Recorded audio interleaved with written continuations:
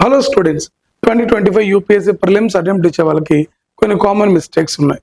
ఆ మిస్టేక్స్ ఎవరైతే ఓవర్కమ్ చేసుకుంటారో ఖచ్చితంగా వాళ్ళు యూపీఎస్సీ ప్రిలిమ్స్ క్లియర్ చేసే ఛాన్స్ చాలా హెవీగా ఉంటుంది.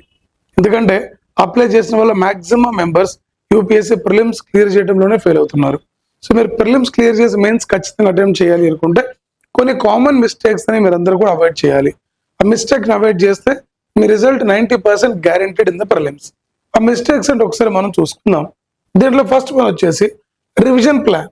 సబ్జెక్ట్ ఎంత బాగా చదివినా దానికి సఫిషియంట్ రివిజన్ ఇవ్వకుంటే 1 to 2 months తర్వాత again that become a new subject to you. So మీరు ఎప్పుడైతే చదువుతున్నారో పర్ డే 8 hours ఖచ్చితంగా దాంట్లో 20 to 30% ఆఫ్ టైం మీరు రివిజన్కి కేటాయించాలి. ఎప్పుడైతే మీరు సబ్జెక్ట్ చదివి దాన్ని ప్రాపర్గా టెస్ట్ చేసి రివిజన్ చేస్తారు. ఇక్కడ రివిజన్ అంటే నాట్ ఓన్లీ సబ్జెక్ట్ రివిజన్, మీరు రాసిన టెస్ట్ని కూడా రివైజ్ చేయాలి. చాలా మంది ఎగ్జామ్ లో చాలా మంది మాక్ టెస్ట్ రాస్తూ ఉంటారు. రాసిన తర్వాత కీ మాత్రమే చెక్ చేసుకుంటారు కానీ they will not revise the mock test. మీరు మాక్ టెస్ట్ ని కూడా రివైజ్ చేసి ఏ క్వశ్చన్ లో తప్పు చేస్తున్నాము, what are the problem, logics ఏం మిస్ అవుతున్నాయి, కాన్సెప్ట్స్ ఏం మిస్ అవుతున్నాయి, ఇవన్నీ కూడా ఎవరైతే చేస్తారో ఖచ్చితంగా వాళ్ళ పాస్ పర్సంటేజ్ చాలా ఎక్కువగా ఉంటుంది. అలాగే మీరు సబ్జెక్ట్ పైన చాలా కాన్ఫిడెంట్ గా కూడా ముందుకు వెళ్ళడం జరుగుతుంది. సో సబ్జెక్ట్ చదవండి. ఎవ్రీడే మీ ప్లాన్ లో రివిజన్ ప్లాన్ కూడా యాడ్ చేసుకోవడం చాలా మంచిది. Proper test, subject and revision of both is parallelly important.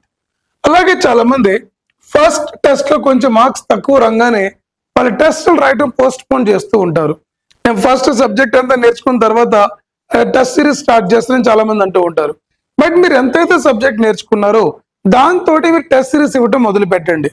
Test series అనేవి not only for testing your knowledge but also learning the concepts. It is called reverse engineering. మీరు ఏదైతే టెస్టులు రాస్తున్నారో మీరు వాటి ద్వారా నేను కూడా సబ్జెక్ట్ నేర్చుకోవడం జరుగుతుంది. సో కంప్లీట్ అయిన తర్వాత ఇస్తాను, లేకుంటే టెస్ట్ లో మార్క్స్ తక్కువ వస్తున్నాయి అందుకని ఆ టెస్ట్ సిరీస్ రాయటం లేదు అనే మిస్టేక్ మీరు చేయకండి.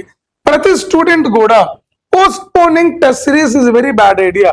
అలాంటి చేయకండి. Because when you get the less marks you feel demotivated, so I will not write the test, I'll write the test later. This is very big mistake.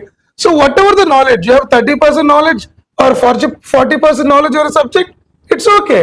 Let's write the test and learn the things from the test that boost your confidence a lot. So don't postpone your test. That is most important.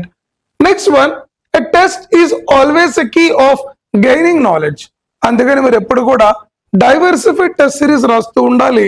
ఒక subject పైన as many possible as at least minimum 10 to 20 టెస్టులు రాయటం వల్ల దాన్ని revision చేసుకోవటం వల్ల మీ conceptual clarity పెరుగుతుంది. We can easily clear the prelims. Next one, ignoring PYQ analysis. Most of the students ఏం చేస్తుంటారంటే వాళ్ళు సబ్జెక్ట్ చదువుతారు, అలాగే టెస్ట్ సిరీస్ కి డైరెక్ట్ గా వెళ్తుంటారు. సబ్జెక్ట్ నేర్చుకుని టెస్ట్ సిరీస్ రాయటం కంటే మధ్యలో we have to go for PYQ analysis. Because PYQs analysis మీరు చేయడం వల్ల మీరు చదివిన కాన్సెప్ట్ యూపీఎస్సీలో అడుగుతుంది, ఏ ట్రెండ్ లో క్వశ్చన్ ఫార్మేట్ ఉంటుందో మీకు క్లారిటీ వస్తుంది. దాన్ని బట్టి మీరు మీ ఎగ్జామ్ ప్రిపరేషన్ స్ట్రాటజీని డిజైన్ చేసుకుంటారు. బట్ చాలా మంది పీవైక్యూస్ అనాలిసిస్ అనగానే what is the question, what is the answer చూస్తూ ఉంటారు. ఈ మెథడ్ చాలా డేంజరస్.